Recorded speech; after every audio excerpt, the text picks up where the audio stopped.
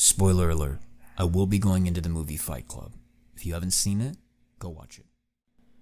Does life imitate art, or does art imitate life? Well, not both. I thought I had a very nuanced understanding of the film Fight Club. Turns out, I didn't. I've read Nietzsche, I've done my time analyzing masters and slaves, I've seen that the collective guilty unconscious has echoed down the epigenetic line from the ancients to the modern man. I know that the narrator is stuck in a cage. I know his unconscious, Tyler Durden, led him out of that pit, out from the herd of hand-holding last men crying about the loss of their manhood in the modern age. I know all of this, okay? I climbed the tree as we always do to reach the highest hanging fruit of meaning, so that I could pull a singular message from the film to take with me on my journey through life. But in climbing that tree with eyes focused on that highest hanging, ripe, juicy fruit at the top of the tree, I missed various colored delights on the way up. I missed the point. Or maybe the point wasn't purposely made by the writer. Maybe Chuck Palahniuk didn't write this message I'm about to share with you. This message I originally missed.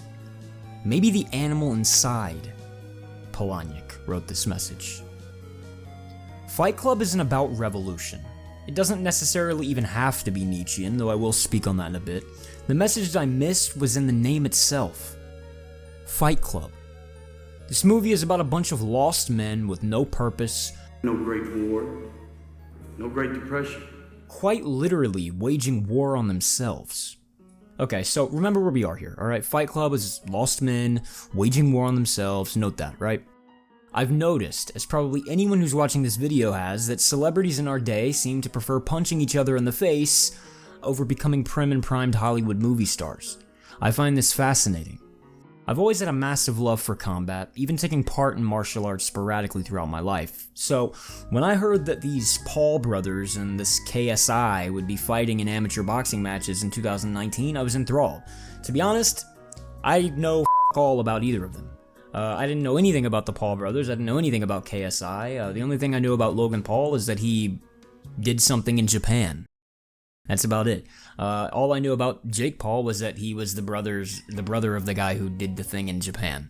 And all I knew about KSI was that he was in a promotional video with Conor McGregor for an old UFC game. Lose this one, hopefully. I'm trying not to lose this one. That's the maddest laugh I've ever heard in my life, mate. But regardless of how little I knew these guys, for some reason it was interesting watching these unskilled amateurs attempt to develop their boxing skills in the public eye and jump into the ring. Call me violent, I prefer understimulated. Celebrity boxing was a thing I think in the 80s and 90s, even early 2000s, but like nobody gave a It was just a bunch of sloppy has-been actors throwing looping punches and gloves that looked more like sock 'em boppers than actual boxing gloves.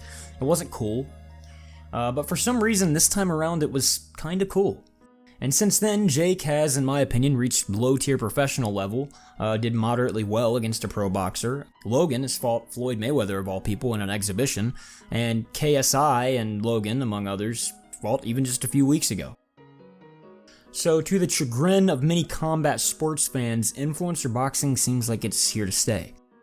Now recently I've been tweeting and goofing off on Twitter, or X, or whatever you want to call it, doing my daily rounds involving myself in shit that doesn't pertain me, and I came across a new trend that's even more startling than influencer boxing. Just when you think it can't get any more animalistic, in comes Jon Zherka.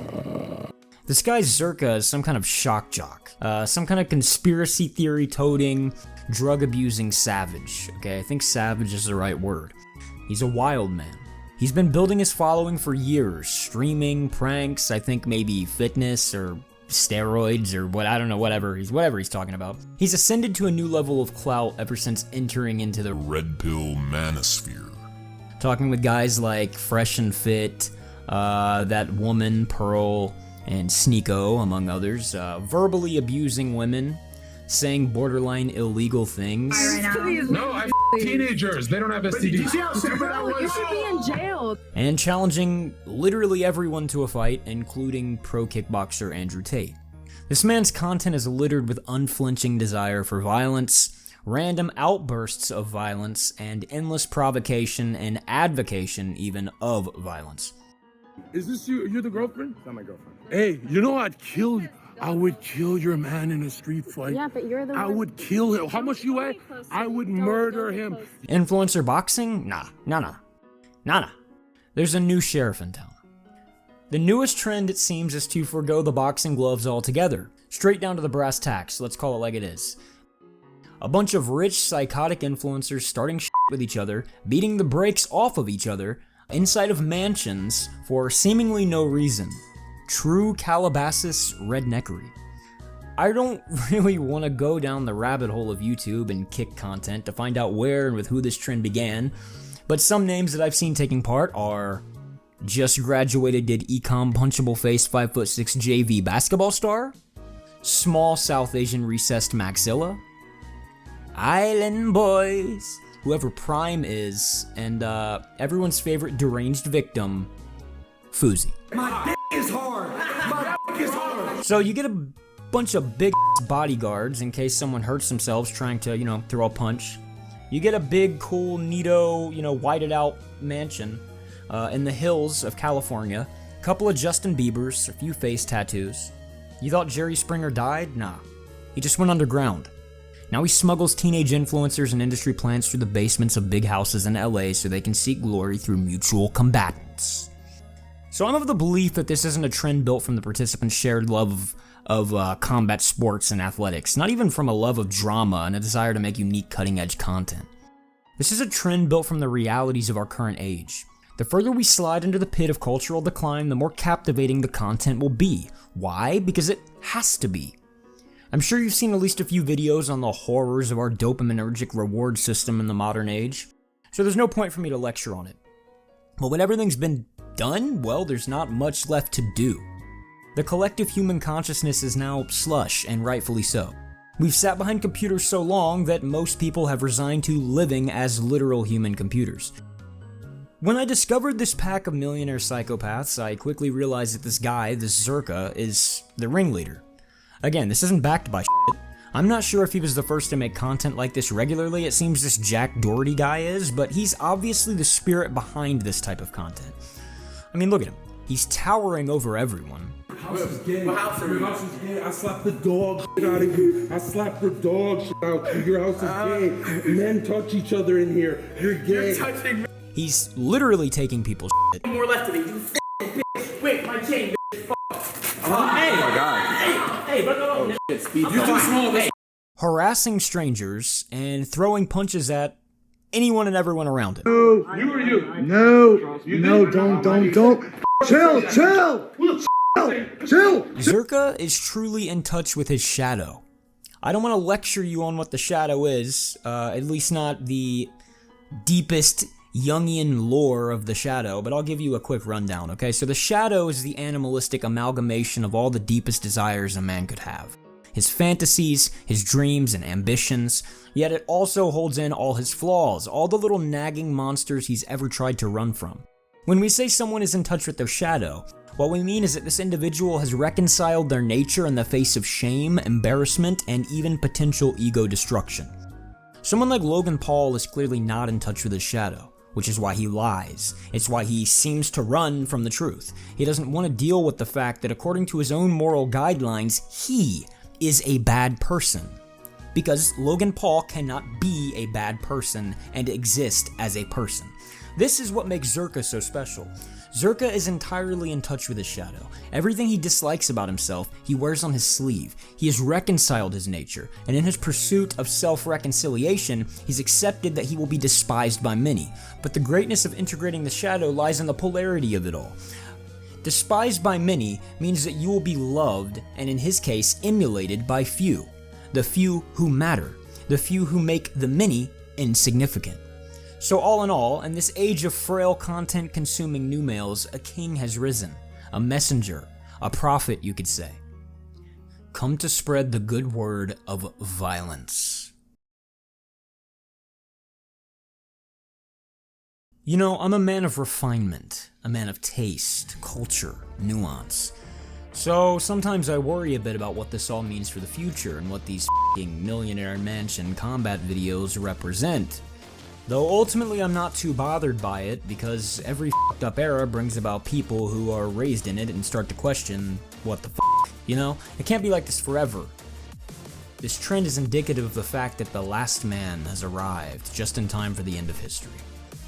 Friedrich Nietzsche, our favorite black pillar, who coined the idea of the last man, writing about the concept for the first time in Thus Spoke Zarathustra, wrote, "I say unto you, one must still have chaos in oneself to be able to give birth to a dancing star. I say unto you, you still have chaos in yourselves.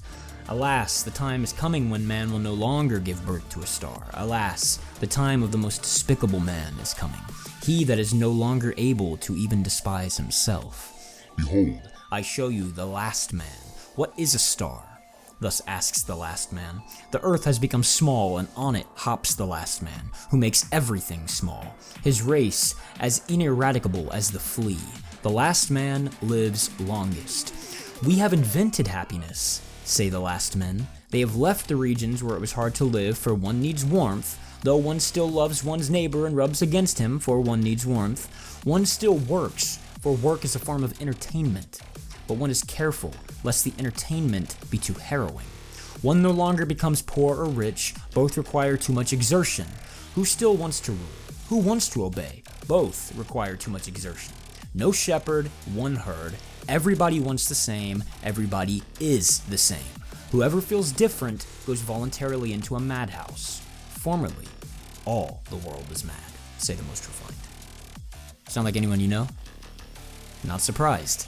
Francis Fukuyama went to Cornell, Harvard, renowned writer on political science and economics, yada yada yada, whatever, smart guy shit. Okay, so Fukuyama wrote a book called The End of History and the Last Man, in which he argued that the progression of human history as a struggle between ideologies was largely at an end, with the world settling on a liberal democracy after the end of the Cold War and the fall of the Berlin Wall in 1989. So you're seeing how all of this connects now, right? These men in the Fight Club are last men. The narrator is the definition of the last man. Tyler Durden is his unconscious. Tyler Durden is the deepest recesses of his mind coming out to force him into action, to force him into manhood. Is Zherka any different?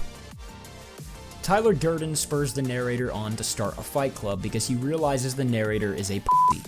He knows the guy's halfway to the end of his rope, so what better way to deal with the tragic loss of his testicles than to go on a journey to discover that his testicles were not just two semen-carrying vessels floating in scrotum, but actually some sort of abstraction that resides in the heart. The heart it takes to allow other grown men to inflict physical damage on your person. As the damage wears on the narrator, so equally does his confidence. He tells the day job to f*** off. He gets the girl, he hatches a terrorist plot and holds the world hostage, you know, all the goodies, all the normal shit. This is the narrator's absurdist answer to the loss of manhood in the modern world. You're not your khakis. Khakis. Everybody all singing, all dancing crap at the world. You're a man. Now, this will be hard to take in, but Jon Zherka is the embodiment of the collective male unconscious, the inevitability of the repressed masculine in modern society.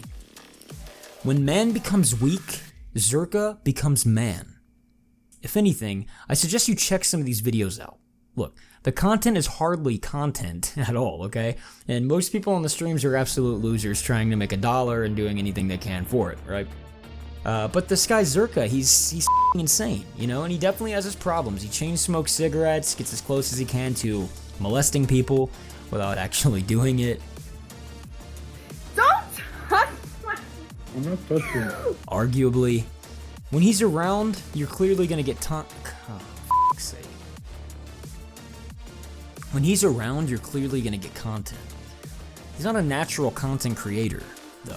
He's every kid I knew that sold weed at the age of 12, mashed together into one rugged Albanian WWE creator character. His goal, whether he knows it or not, is to encourage active participation from these languid men, these broken men who have lost their mojo. He wants to build bonds that establish him as the authority in a hierarchy. The guy just wants to win. Jon Zherka is Tyler Durden.